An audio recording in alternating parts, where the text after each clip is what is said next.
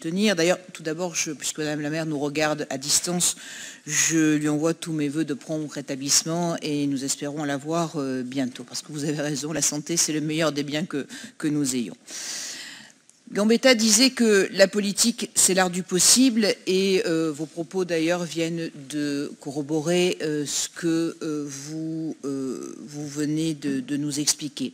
Nous avons fait effectivement front commun dans une période très particulière, notamment pour les restaurateurs et les bars de ce territoire.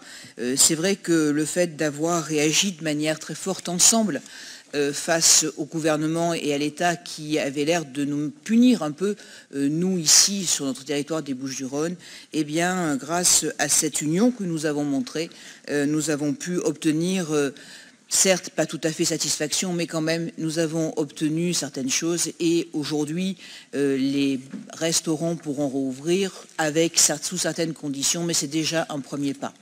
Cette union sacrée que j'ai appelée de mes voeux également, parce que l'hôpital est en danger. L'hôpital est même en détresse. Ça fait des années que nous expliquons que l'hôpital a besoin à la fois de moyens financiers, mais aussi de moyens humains.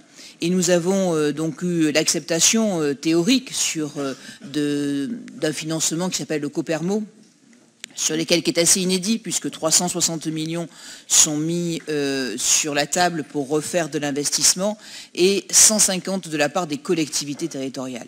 C'est tout à fait exceptionnel, unique en France d'ailleurs, il n'y a aucune collectivité territoriale qui intervienne de cette façon-là. Donc l'État, oui, doit être présent à nos côtés et c'est la raison pour laquelle j'ai souhaité que nous signions au plus vite possible les conventions pour ce Copermo.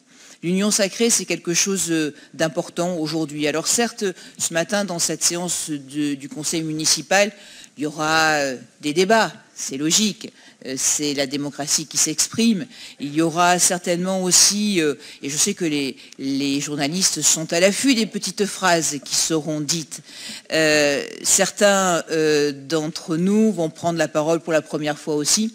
Donc je sais que c'est avec fougue, avec talent et avec envie de faire passer ces messages qu'ils le feront. Mais en tout cas, le respect de la démocratie pour moi est fondamental. Et avant tout, la lutte contre cette épidémie doit être le moyen de pouvoir faire monter la politique avec un grand P et non pas la rentrée dans des combats de caniveau. En tout cas, j'espère de tout cœur que cette union sacrée, eh bien, nous continuerons à la mener, puisqu'elle a porté ses fruits une première fois au niveau du monde économique et des restaurateurs et des bars, eh bien j'espère que nous continuerons à aller dans ce sens parce que je tiens à rendre hommage à tous nos soignants qui aujourd'hui, je le comprends, sont extrêmement stressés parce qu'ils ont déjà vécu une période très compliquée sur le mois de mars et le mois d'avril et qu'ils ne veulent surtout pas revivre la même chose.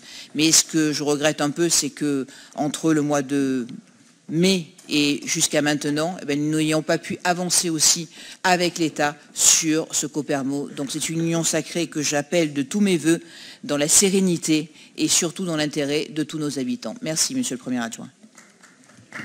Merci, Madame la Présidente.